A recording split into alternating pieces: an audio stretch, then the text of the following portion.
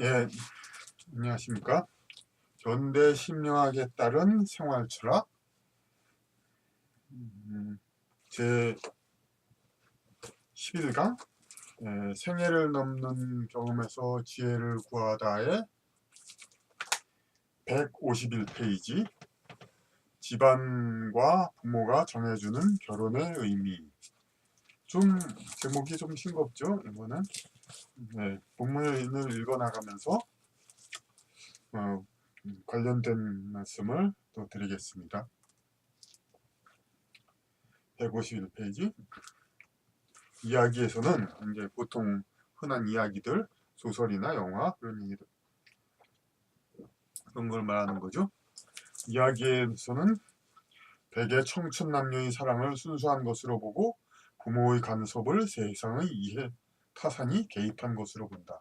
그러니까 이야기 영화나 그 소설의 주인공 남녀가 순수한 사랑을 하는데, 부모들이 뭐 상대방의 집안이 너하고 맞지 않다느니, 우리 집안의 체면을 생각해야 한다느니, 뭐 여러 가지 이유로 해서 반대하는 거, 이걸 갈등을 구조를 하면서 청춘 남녀는 순수하고 착한 선한 의도인데 부모들이 아주 이해타산이 아주 속물적이라서 그렇게 반대하는 걸로 보는 것이 보통의 이야기이지만, 뭐 전부 그렇지도 않죠. 간혹 그래도 또 어떤 사람은 그런 얘기도 합니다. 물론 젊은 사람 입장에서 받아들이기 힘들죠. 근데 그 부모님이 선택해준 그런 이제 배우자가 오히려 좋다, 뭐 그런 얘기도 하고, 그런 경우가 중매가 오히려 저기 이혼이 더 적다. 그러니까 다음 문장이, 그러나 인생을 많이 살아본 관점에서의 판단이 비록 당사자가 아니더라도 더 현명한 결정일 수 있음은 무시되지 못한다. 그러니까 자기 자녀의 상황, 형편, 성격을 20여 년을 보아왔고 자기 집안의 상황을 다 알고 있는 부모가 세상 경험에 비춰봐서 상대방 남녀의 어떤 기질을 이제 척 봐서도 아시는 능력이 있죠, 부모들은. 그리고 집안의 배경, 걸 봐서 서로 어울리고 한평생을 잘 살 수 있을 것인가, 그것을 부모님이 오히려 잘 판단하실 수도 있다, 이거죠. 그런데 이런 것은 사실 또 부모님이 또 어떻게 비교적 성공적인 삶을 사셔서 자녀의 혼사에 간섭할 수 있을 정도의 그런 성공한 부모님이어야 또 이게 또 통용되는 말이죠. 무슨 얘기냐면은 이제 부모님이 이렇게 크게 이렇게 뭐 크게는 아니더라도 사회적으로 이렇게 위치를 갖고 특히나 뭐 좀 서운한 얘기지만 자녀들이 결혼하고 생활할 때 자금을 보태주고 그거를 그럴 능력이 되는 분, 그런 분, 곧 자녀가 이제 결혼의 생활의 어떤 원만한 것을 위해서 부모님의 허락을 받아야 할 형편에 있는, 예?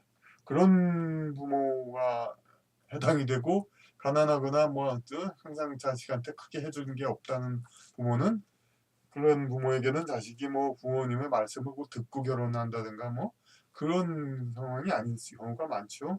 그냥 어서 집을 나갔으면, 그 본인은, 젊은 남녀는 어서 이제 집에서 뛰쳐나가기 위해서 결혼을 빨리 해야 되겠고, 부모 입장에서는 뭐 여러 가지가 있겠지만 어쨌든 그냥 뭐 아무 말 없이 집을 나가는 거에 대해서 그런가 보다, 그럴 수도 있고. 하여튼 이건 주관적인 얘기고, 현대 시대에는 이런 두 가지 경우가 많이 섞여 있는데, 연애냐 중매냐. 근데 물론 부모의 중매가 아니라 이제 제3자의 중매도 있고, 하여튼 그런데 부모의 영향이 애초 중매부터 이제 영향을 미친다면 그게 정말 부모님의 어떤 중대한 영향력 행사인데, 그렇지 않은 경우가 또 많죠. 이제 그냥 다시 제3자의 중매라든지 라든가 자식이 직접 연애한 사람을 데리고 와서 그 다음에 부모님과 상의해 보는 경우가 많지요. 그런데 과거 유교 문화권에서는, 우리나라를 포함한 얘기죠. 근데 제가 꼭 유교 문화권이라고 얘기한 것은, 그러니까 중국의 송나라 유명한 이청조 여류 시인이라고 있는데, 그 사람이 남편 조명성과 결혼할 때 남편을 한 번 얼굴도 보지 않고 부모님에 의해서 결혼했습니다. 거기도. 그런데 이제 적어도 사는 동안은 서로 행복하게, 그러니까 뜻이 맞게 잘 살았죠. 마치 요즘의 뭐 어떤 부부가 한 길을 걸으면서 뜻이 맞는 그런 부부처럼 그렇게 같이 잘 살았습니다. 그것을 보면 유물론적으로는 불가사의하죠. 그러니까 얼굴도 보지 않고 그냥 부모님이 선택해서 결혼하고 자기가 선택한 게 거의 전혀 없는데 그걸 가지고 그런데도 잘 산다. 그 생각을 해보면은 과거 유교 문화권에서는 부모가 자식의 혼사를 전적으로 결정해주곤 하였다. 바로 이것입니다. 그러니까 중국 송나라와 우리나라 이 조선시대는 상당히 좀 유사한 게 많죠. 양반들 또 양반 귀족들의 그 강파 싸움도 있고 뭐 어떤 그 어떤 유교적인 것이 강했으니까 이것은 남자가 근데 여기서는 또 어떤 의미에서 이 얘기를 했냐면은 부모가 자식의 혼사를 전적으로 결정해주곤 했는데 이것은 남자가 도전적으로 나서 성취해야 할 과제인 여성 획득을 집안의 덕으로 해결하는 것이다. 그러니까 뭐냐면은 일반 요즘의 보통 집안의 젊은이들도 그렇고 과거 원시 시대의 젊은이들도 그렇고 그 많은 사람들이 남자다는 그러니까 나서 가지고 이렇게 막 여성을 쟁취하기 위해서 그냥 여러 가지 모험도 감행하고 서로 굉장한 그 실현을 겪기도 하고 그런 일종의 통과 의례 그 성인식이 뭐 15살 성인식을 한다고는 합니다만은 이스라엘이나 아프리카 그런 데서는 진정한 진짜 성인식이 바로 어찌 보면 이거죠. 그러니까 남자가 결혼을 하기 위해서 그냥 엄청난 사회적인 적응력, 장인 후보 될 사람의 온갖 수모를 참고 견딘다든가 그걸 잘 견뎌야 큰 회사에서도 잘 참고 견뎌서 오래 근속해서 딸을 좀 풍족히 잘 먹여 살릴 능력이 검증되는 것 아닙니까? 장인 후보가 몇 번 싫은 소리 몇 번 했다고 자존심 상해서 휙 나가는 그런 사위는 이제 회사를 다녀도 조금 기분 나쁘다고 탁 안두고 결국 그 딸을 고생시킬 놈이니까 부모들이 이제 그 미리 시험을 하는 거죠. 그래서 그런데 이런 어쨌든 어려운 그 여성의 과제를 어떤 뭐 주먹으로 쾅 벽을 꽝 치고 주먹에 피를 내면서 여자 앞에서 너를 위해서 죽을 수 있다 무엇이든지 할 수 있다 이런 뭔가를 보여주든가 이런 식으로 해야 할 그 통과 의례를 이제 그냥 건너뛰는 거죠. 뭐 현재도 재벌 가는 그런 거 같습니다만 확인은 안 해봤습니다. 그러니까 물론 또 검판사 뭐 이렇게 고시 합격자 한 사람도 그 노력 자체가 젊은 시절의 노력이니까 그 합격한 것 자체가 그 중매하는 그런 형태에서는 이런 과정을 안 거쳐도 되겠죠. 물론 그러한 남자도 같은 수준의 또 똑같은 고시 합격한 여성 문항과 결혼하려면은 아마 똑같이 힘들 겁니다. 이렇게 해서 남자가 도전적으로 나서 성취해야 할 문화적으로는 도전적으로 나서 성취해야 할 과제인 이렇게 쓰는 게 맞죠. 나서 성취해야 할 과제인 여성 획득을 집안의 덕으로 해결하는 것이다. 도전적으로 나서 가지고 해야 되는 걸 집안의 덕 그러니까 집안에 쌓인 집안의 부모가 좋은 덕망이 있고 좋은 부모니까 그 부모가 의 아들을 하고 딸을 보내면은 그 부모가 덕망이 있는 부모란 말이에요. 그러니까 그 아들은 부모의 낯을 봐서라도 딸을 뭐 이렇게 잘못하고 뭐 바람 피우거나 뭐 해코지하거나 잘못하거나 그러진 않겠다는 믿음이 있죠. 그렇기 때문에 집안의 덕으로 이제 남자가 그 어떤 뭐 뭔가를 보여주면서 여성을 자꾸 믿음을 줘야 할 거 그런 그 통과 의례를 부모의 덕으로 해결하는 겁니다. 그런데 또 여기서 강조될 것은 바로 집안의 덕으로 이제 그러니까 남자가 그 통과 의례를 면제받는다는 것은 출생 이전의 영혼 상태에서 그 집안으로 출생하기를 결정하면서 결혼 문제를 해결하는 것이다. 그러니까 출생 이전에 이 좋은 집안 명문 집안에 태어나니까 그 부모가 다 덕망이 있어서 자식을 그대로 중모에 해서 결혼시킨단 말이에요. 그러니까 출생 이전의 영혼 상태에서 그 집안으로 출생하기를 결정한 순간 그냥 다 결혼 문제를 해결하는 거죠. 그러니까 하늘에서 다 이루어져 버린다는 거죠. 이제 그 과거의 유교 집안의 양반들, 우리 요즘도 일부 집안은 있겠지만 이렇게 여자를 얻는데 현생에서의 노력을 들이지 않은 데다가 당시 관습으로는 한 번 들인 여자는 무조건 평생 붙잡아 둘 수 있었으니, 그러니까 우리 뭐 항상 뭐 사실 이렇게 다는 것은 이제 상류층에서의, 그러니까 그 문제임에 불과한데, 남자든 여자든, 그러니까 과거에 뭐 남자가 남존여비했다는 건 사실이 아니고, 남자는 이게 폭이 크고 신분에 따른, 여성은 폭이 작죠. 그러니까 아주 상류층이면 남성이 당연히 훨씬 많은 권력과 자유와 이제 향락을 누리고, 하류층 같으면 여성은 그러니까 자기 이제 신체적 외모적 조건만 주면 더 물론 신분 상승을 할 수 있으면 물론이고, 뭐 그렇지 않더라도 그 일선에서의 고생 그런 것들이 남자의 그 최하급층 그런 사람들이 겪는 것보다는 좀 덜했다고 볼 수 있죠. 물론 또 하류층에서는 또 가정폭력 같은 것도 있겠지만은 뭐 남자 그보다 하류층 남자는 아예 여자를 얻지도 못했으니까 그 비참함은 말할 것도 없죠. 뭐 이처럼 또 앞으로 갔네요. 맞습니다. 이처럼 여자를 얻는데 현생에서의 노력을 들이지 않은 데다가 당시 관습으로는 한 번 들인 여자는 무조건 평생 붙잡아둘 수 있었으니, 이 말은 그러니까 양반 귀족 같은 데서는 그러니까 결혼하면 여자는 뭐 남자가 뭘 하든 뭐 바람을 피든 학대를 하든 떠날 수가 없었죠. 웬만해서 양반 집안에서 이혼이나 도망가는 거 있을 수가 없으니까 뭐 그런 일이 실제로는 있을 수도 있겠지만은 적어도 이제 그 관습상으로는 지금보다 훨씬 더 힘들었으니까. 그러니까 뭐냐면 이것은 또 무슨 의미가 있냐면 남자가 여자를 얻는 거, 창업도 물론 어렵지만 창업보다도 수성이 힘들다는 말이 있지 않습니까? 지키는 것이 남자가 여성을 얻기 위해서도 힘들지만은 유지하려는 데에서도 많이 노력을 해야 되는 겁니다. 이것이 지상의 자기 성장.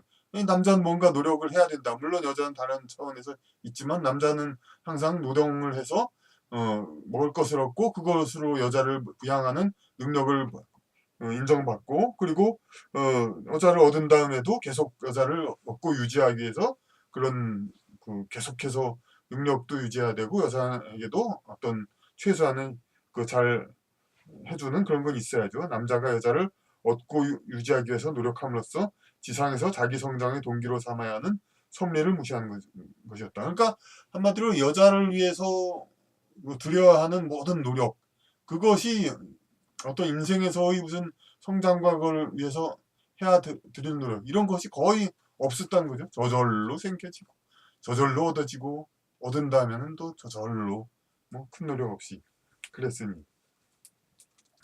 그러므로 유교 문화권의 귀족 자제는 영적 성장의 관점에서 볼 때 일찍 결혼을 포기하고 평생 독신으로 산 경우와 다를 것이 없었다. 이건 좀 난해한 비유인데 하여튼 그 독신이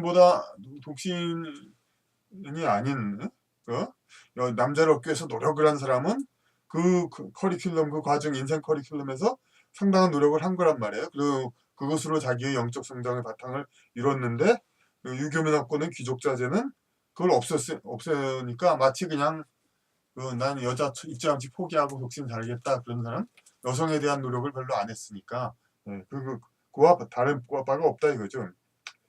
이것은 뭐 두 가지가 있습니다. 이 유교문화권의 귀족자제나 독신자 이런 사람이 그 여성을 추구하고 그 차지하기 위해서 노력을 해야 할 그런 수준의 영적 성장 커리큘럼 교과 과정을 할 이제 영적 수준의 단계를 이미 넘어섰든가, 혹은 아직 그 단계인데도 쉬어가거나 노력을 안 했다든가 뭐 그런 거일 수도 있죠. 그러니까 그런데 이제 과거의 유교 문화의 귀족들은 뭐 다른 문화에서도 아마 귀족들은 그렇게 여자를 얻기 위해서 그렇게 크게 힘들진 않을 것입니다. 그러니까 여성을 얻는 그냥 이성을 얻기 위한 그 노력 그런 거의 차원은 일단 넘어선 거. 제가 다른 책에도 써 있지만 옛날 시대에는 영적 성장이 이루어진 사람이 더 높은 신분으로 태어나고 또 그랬었다. 그런 것이 과거의 이야기니까 물론 중세 이후로 점점 희박해졌지만 그런 것이 많이 그래도 애초부터의 그 원리는 세상 원리는 그거였습니다. 저절로 혼사가 해결되니 재산이나 권력의 추구 등 그 이외의 성취를 위해서 전념할 수 있었던 장점은 있으나 그렇습니다. 그러니까 여성을 얻기 위한 그런 이제 기초적인 생존을 위한 노력. 예?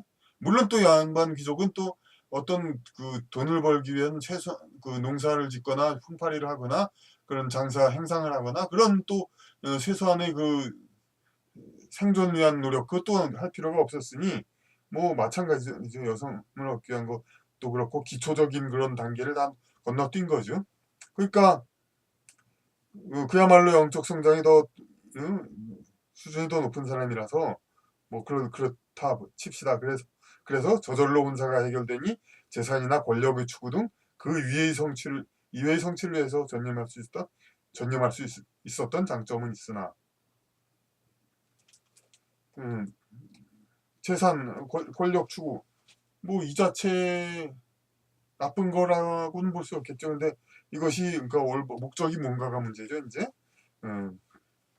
그런데 이들을 추구하는 과정에서 만족할 만한 영적 성취를 이룬 자는 소수일 뿐이다. 이렇게 딱 나와 있죠. 그러니까 재산이나 권력을 추구가 정말 정당한 방법으로 올바른 정치를 하기 위해서 좀 상대적으로 소인대인 상대 정파를 물리치고 권력을 얻는다든가 그런 이제 그 재산을 그러니까 많은 농지를 소유하고 있는데 이것을 어떤 효과적으로 생산해서 그 많은 사람들 더 풍족히 살게 해준다든가 이런 것을 한 사람은 실제로는 소수일 거다. 그렇죠. 대부분 사람은 재산을 어떤 탐욕적인 거, 특히 관리 뭐 재산이 목적이 아닌 사람들 어떤 옛날엔 사실 우리나라 양반은 그 상업에 종사하는 사람 많지 않았으니까 재산 자체가 그 영적 성취 이룬 향상 이거하고는 관계가 적죠. 오늘날의 뭐 재벌이나 그런 사람은 좀 관계가 있겠습니다만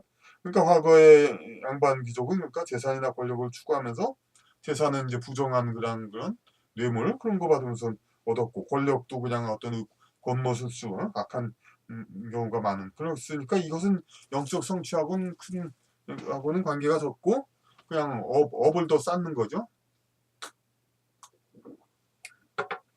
물론 먼저 번에 업을 갚는 것도 있겠지만 결국 자기가 피해 당했다고 해서 똑같은 피해 의식으로 똑같이 복수를 하면 그 피해를 준 자와 같은 수준에서 같이 또 아웅다웅 해야 되니까 업을 쌓는 건 마찬가지입니다. 자기가 먼저가 안 했다 하더라도 그 누가 먼저는 정말 아주 태고적으로 거슬러 올라가니까 그건 너무나 힘들지만 알아내기가 그래서 지금 151페이지 밑에 대부분의 경우 여성을 얻기 위한 과정에서 이룰 수 있는 기본적인 영적 성장만 못한 수준에 불과하다. 그러니까 여성을 얻기 위해서 그냥 연애 편지를 정성스레 쓰고 꽃다발 바치고 여러 가지 상대방의 마음을 맞추기 위해서 굉장히 신경을 쓰고 이런 것이 오히려 영적 성장을 이룬 것이지 무슨 그냥 뇌물이나 먹고 생산 권력 투쟁이나 하고 이게 오히려 더 못할 경우가 많다 이거죠.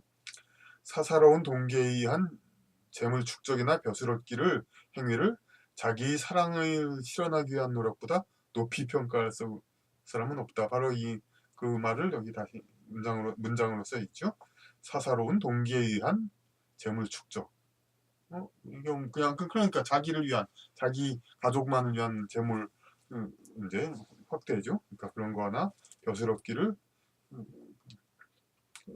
벼슬 얻기 또한 이제 자기 사사로운 그 영달 그런 걸 위한 것 이런 것은 결국 자기 사랑을 실현하기 위한 노력 이런 것은 사랑을 실현하기 위한 노력은 많이 더 아름답게 이야기에도 묘사되어 있죠. 그렇지만 좀 이런 이제 재물이나 벼슬 얻기를 좀 이제 아주 정당하고 큰 대의를 위한 것이 아닌 그런 행위는 이야기 책에서도 주인공이 하는 행위는 아니죠. 다른 이제 악연 조연들이 할 뿐이지.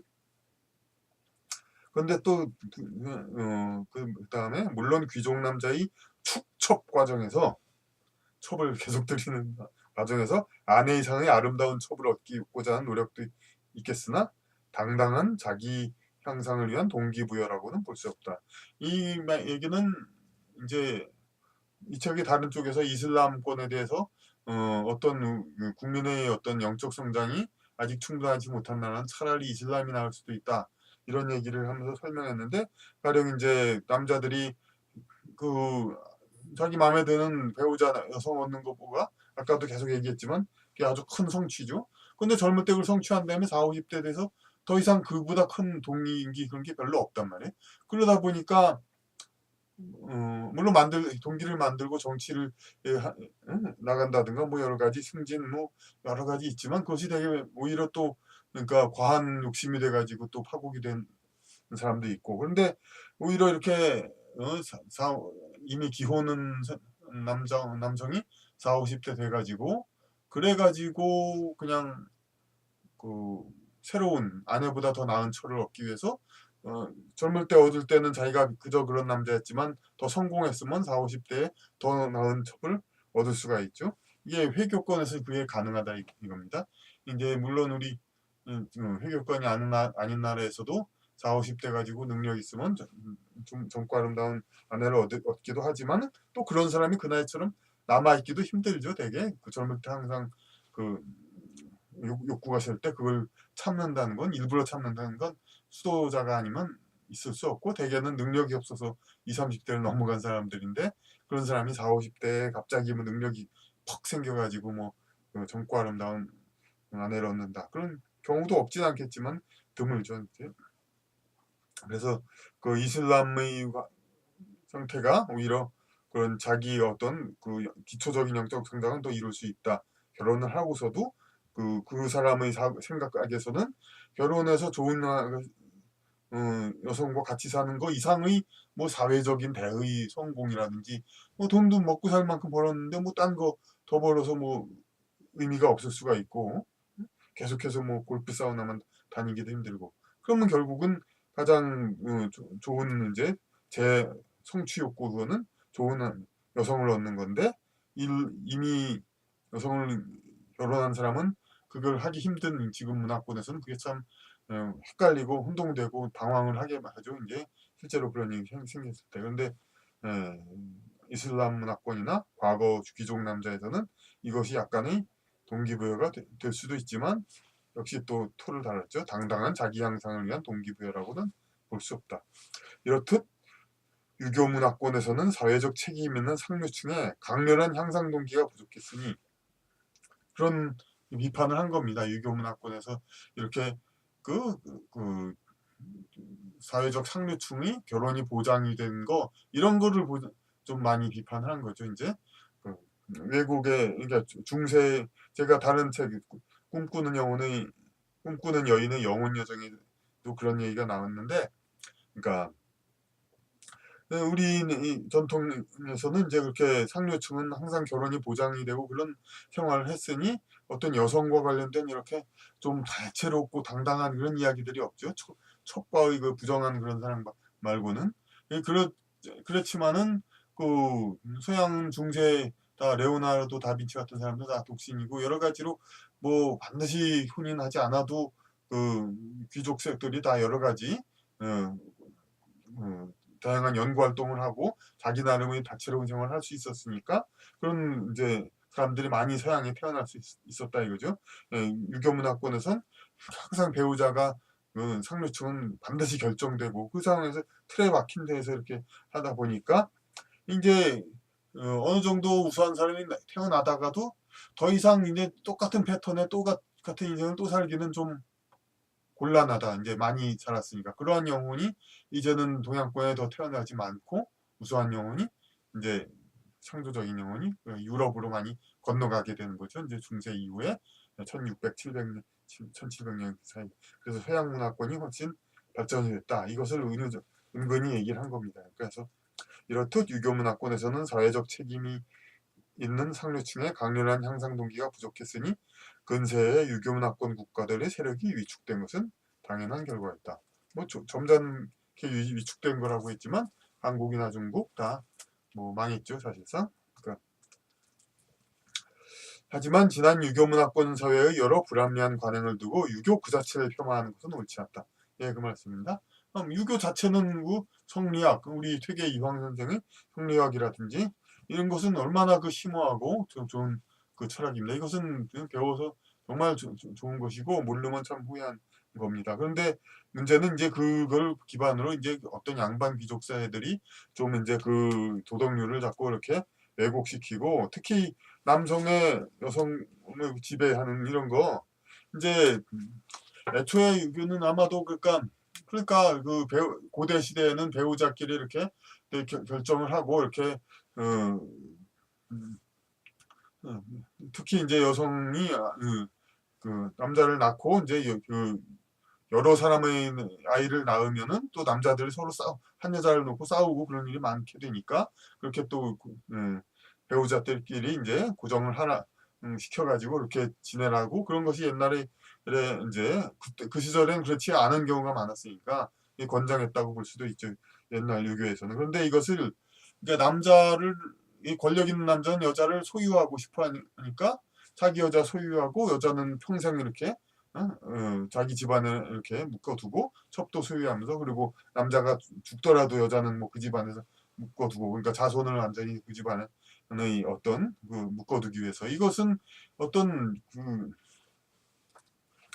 남성성의 어떤 본능적 소유권 이런 것을 충족시키기 위해서 그 유교의 애초 가르침을 자꾸 다 비약해서 발전이라기보다 확대시킨 거죠. 그러니까 이런 지난 유교 문화권 사회에 여러 불합리한 관행을 두고 유교 그 자체를 폄하하는 것은 옳지 않다. 이게 그 유교에서 한 거 이상의 그런 걸 한 걸 가지고 유교 그 자체를 한 것은 옳지 않다. 어느 문화권이든 지배계층이 교리를 아전인수로 해석하여 바로 이것입니다. 그러니까 남자는 어떻게 해서라도 남성 상류층은 여자들을 자기가들이 여러 소유하고 여자들을 묶어두길 좋아하니까 이것을 이게 어떤 마치 하늘의 그 저기 종교적인 교리 그 성현의 가르침 이런 것이 그런 것인 양 자꾸 확대를 하는 거죠. 지배층은 어느 문화권이든 지배계층이 교리를 아전인수로 해석하여 지배층이 위치를 공고히 하는 수단으로 이용되는 일은 있었다. 타파되어갈 것은 그러한 왜곡 해석이지 본래의 가르침이 아니다. 그러니까 뭐 공자가 죽어야 나라가 산다 뭐 그런 얘기도 있었지만 그런 거 그거 중간중간에 그 왜곡 해석을 한 그런 것을 타파해야지 그 고대의 그런 거 가르침 그런 건 다 그대로 이제 다 우리가 다 그 본 뜻을 알아야 되는 겁니다. 그러니까 두 가지 본문은 끝났지만은 그 지배층이 이렇게 특히 이렇게 성적 문제에 있어서 그 교리를 그 유교의 교리 같은 걸 강조를 한 거죠. 어찌 보면 그 전체 필요성보다도 그리고 또 성을 위반한 사람을 이렇게 막 가령 더 혹독하게 처벌하고 지금도 그러고 있습니다. 과거의 경우는 이제 낙태가 불가능했으니까 강간했으면 그냥 사형. 그러니까 강간을 한 사람 남자는 피강간 여성을 이제 죽이는 수밖에 없죠. 그러니까 결국은 그거는 오히려 이제 강간당한 여자는 죽는 게 낫다는 또 지배층의 또 생각도 된 거죠. 이제 그러니까 어차피 강간한 사람은 또 잡히지 않으려면 피강간 여성을 죽여야 더 이제 확실하고 이런데 근데 근래에는 이제 낙태 기술이 있어서 그 강간해서 당했다 하더라도 그것이 어?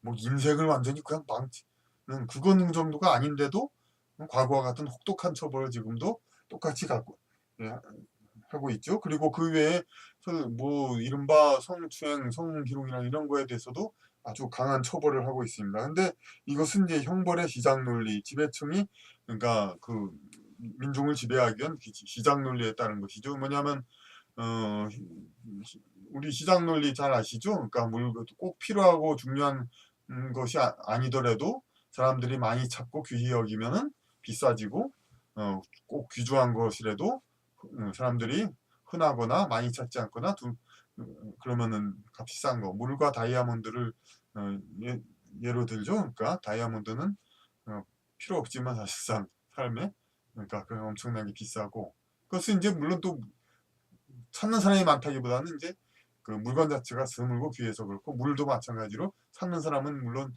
항상 우리가 매일같이 이렇게 원하고 있지만 특별한 경우 아니면 대개는 있기 때문에, 그러니까 이제 저렴한 거고, 반대로 또 뭐 아직 가치를 인정받지 않아서 많이 찾기 않기 때문에 좋은 물건이지만 싼 경우도 있고, 뭐 반대로 그러니까 그 옛날에 그 튤립이라든지 뭐 그런 투기 대상 물건들이 있었죠. 그런 건 중국의 무슨 티베트 개라든지 그것도 요새 가격이 떨어졌다는데 한때 오르다가, 그러니까 그런 식으로 한때 그냥 붐이 일어나가지고 이제 올라간 거, 그런 것들도 그 필요성에 비해서 갑자기 올라가는 거죠. 근데 이제 너무 길게 설명했습니다만 비상 논리 다 아실 얘기인데, 근데 이제 형벌에 이런 것이 적용된다 이겁니다. 뭐냐면은 형벌은 정말로 악한 행위를 해서 그 악한 자를 응징하기 위해서 해야 되고, 그렇게 해서 하늘에 내릴 처벌을 땅에서 이제 대신 처벌을 해야 그 나라도 신에게서 이제 사랑을 받고 그 나라도 융성을 하고, 그 범죄자도 지상에서 그 충분한 그 보응을 받아서 그나마 구원이 천상에서는 그나마 용서를 받을 수 있는 건데, 이런 원리에 의하지 않고 그 형벌을 가볍게 하면은 범법자가 많아지고, 형벌을 중하게 해야만 줄어드는 거. 그러니까 형벌을 약하게 한다면 팍 늘어나는 성격의 죄가 있습니다. 이런 거를 더 강화하는 겁니다. 가령 절도나 살인은 우리가 인간의 기본 양심이 있기 때문에 설령 그 형벌이 약하다 하더라도 그렇게 많이, 물론 약간도 일어나죠. 우리나라도 살인죄의 처벌이 워낙 가벼우니까 살인이 뭐 많이나 일어나긴 합니다만, 그래도 아주 폭발적으로 일어나진 않죠. 절도도 비슷합니다. 그러니까 그 죄가 안 된다 하더라도, 큰 죄에 처벌 안 한다 하더라도 우리 뭐 회사나 뭐 여러 곳에서 훔치는 사람 드물죠. 근데 이제 성에 관한 것들은 우리가 이제 약간의 그 성접촉 이런 것을 있을 때 이런 것에 대한 처벌이 가장 약하다 하면 굉장히 늘어나는 겁니다. 물론 또 그 여성 쪽에서 불쾌해서 그걸 어떻게 하냐 그렇게 얘기하지만, 많은 경우 진짜 여성에 대한 피해보다도 그 이상으로 침소 봉대해가지고 이렇게 하는 것이 많고, 그것을 또 요새는 여성의 남성에 의한 뭐 그런 죄까지도 신설해서, 특히 남자가 이제 그냥 정말로 피해를 받았다기보다는 상대방을 이제 해를 가하기 위한 목적으로 고소를 하고 그런 경우도 많고 이런데, 이런 것은 이제 국민을 통제하기 위한 하나의 수단으로서 이렇게 만약 이런 것을 처벌을 강화하는 겁니다. 이 성죄 범죄뿐이 아닙니다. 정치, 그러니까 그 정치적인 범죄, 그러니까 독재 사회에서 정치를 비판하는 죄를 처벌을 약화시키면은 폭발적으로 늘어나죠. 그러니까 독재 정권은 그 정치범에 대한 처벌을 아주 강화시키죠. 예? 그렇게 해야 자기 독재자의 뜻에 어긋나는, 맞지 않는 말을 한 사람이 대폭적으로 줄어드니까. 그러니까 성범죄와 정치범죄의 강한 처벌, 이것은 그 나라가 후진국이고 그 나라의 지도자가 그만큼 그 통치를 잘 못 할 줄 모르는, 그러니까 할 줄 모르니까 국민을 통제함으로써 그나마 하는 그런 것이라고 볼 수 있습니다. 이로써 오늘은 이제 그 부연 설명을 좀 많이 했습니다. 내용은 이제 제목은 좀 다른 얘기지만은 이제 어차피 이 강좌는 이제 시리즈니까 계속해서 여러 주변 이야기들을 더욱더 하도록 하겠습니다.